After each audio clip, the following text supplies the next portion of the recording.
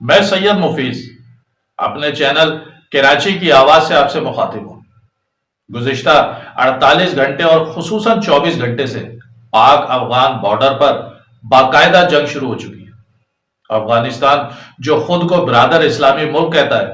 اور جس پر پاکستان کے بے پناہ احسانات ہیں، اس نے کئی ماہ سے فتنہ الخوارج کے ذریعے پاکستانی سرحدوں میں گھس کر پاکستانی فورسز پر مسلح حملے کیے،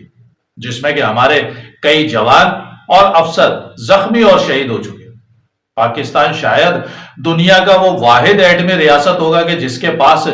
ایٹمی صلاحیت ہی نہیں بلکہ عسکری اور عددی طور پر بھی یہ دنیا کی چند بہترین افواج میں شمار ہوتی۔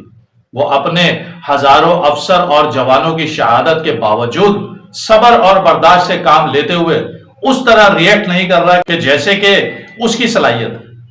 حالانکہ اسے بلوچستان میں بھارتی اسپانسرڈ فتنہ الخوارج اور بی ایل اے جیسی دہشت گرد تنظیموں کا بھی سامنا ہے۔ اسے اس محاذ پر بھی بھارتی خفیہ ایجنسی را اپنی پراکسیز کے ذریعے نقصان پہنچانے کی مسلسل کوشش کرتی رہی، لیکن پاکستان کی مسلح افواج انہیں بھی اپنے ناپاک عزائم میں کامیاب نہیں ہونے دے رہی۔ لیکن گزشتہ ہفتے جب افغانستان کے وزیر خارجہ امیر خان متقی نے بھارت کے طویل ترین دورے کے دوران پاکستان کے خلاف زہر اگلا، اور نہ صرف زہر اگلا بلکہ دھمکی دی، اور اس کی وہاں موجودگی کے دوران ہی افغان فورسز نے پاکستان پر زمینی حملہ کر دیا، جس کے بعد پاکستان کا صبر جواب دے گی۔ حالانکہ اس حملے سے پہلے اسی فتنہ الخوارج کے ہاتھوں ہمارے ایک لیفٹیننٹ کرنل اور ایک میجر سمیت 11 جوان شہید ہو چکے تھے، جس کے جواب میں پاکستان نے ایئر اسٹرائک کر کے ان دہشت گردوں کے سرغنہ کو جہنم واصل کیا تھا اور ان کے کئی ٹھکانوں کو بھی تباہ کر دیا تھا، جس کے بعد افغان ٹروپس نے پاکستان پر حملہ کیا، اور پھر اس کے بعد سے ابھی تک جو کچھ پاکستانی فضائیہ اور آرمی نے کیا، اس نے نہ صرف افغان فورسز کو بھاگنے پر مجبور کیا بلکہ ابھی تک ان کی 21 پوسٹوں کو تباہ کر چکا ہے، اور ان پر قبضہ کر کے کچھ پوسٹوں پر پاکستانی پرچم بھی لہرائے گئے۔ پاکستان کی مسلح افواج اور فضائیہ کا یہ جواب افغانستان اور اس کے اتحادی بھارت کو یہ سوچنے پر مجبور کر رہا ہے کہ پاکستان کے حوالے سے ان کی کیلکولیشن اور اندازے غلط ثابت ہو رہے ہیں، اور اگر پاکستان نے فیصلہ کن جنگ کا آغاز کر دیا تو یقیناً بھارت کو اپنا وجود برقرار رکھنا مشکل ہو جائے۔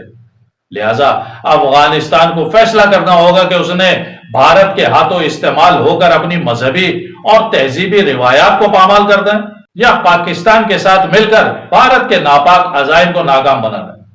کیونکہ یہ بات تو طے ہے کہ اگر بھارت نے پاکستان کے خلاف کوئی بھی مس ایڈونچر کرنے کی بھول کی تو اس بار 1965 یا 71 والی صورتحال نہیں ہوگی، بلکہ بقول پاکستان کے army chief general Asim Munir کے کہ اگر ہمارا وجود نہیں رہا تو ہم بھارت کو بھی صفحہ ہستی سے مٹا دیں گے، اور یہی آج کی حقیقت ہے۔ لیکن ایک بات جس کی طرف توجہ دینے کی ضرورت ہے وہ ہے پاکستان کے سیاسی حالت، کہ جس کی وجہ سے دشمن کو پاکستان کے اندرونی معاملات میں مداخلت کا موقع مل رہا ہے۔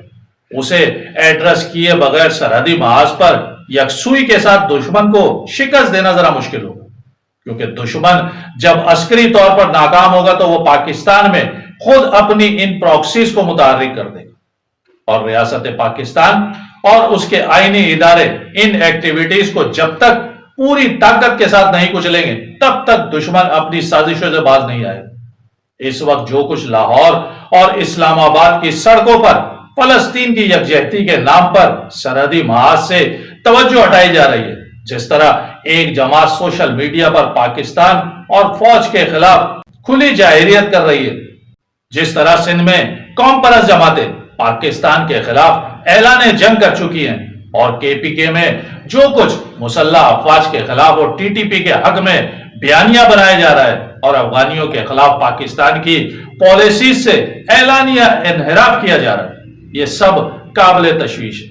اور یہ تمام معاملات بھارتی خفیہ ایجنسی را کی سہولت کاری سے کیا جا رہا ہے، اور اسے تسلیم کیے بغیر اور ان کے خلاف ریاستی طاقت سے نمٹے بغیر آگے بڑھنا ناممکن،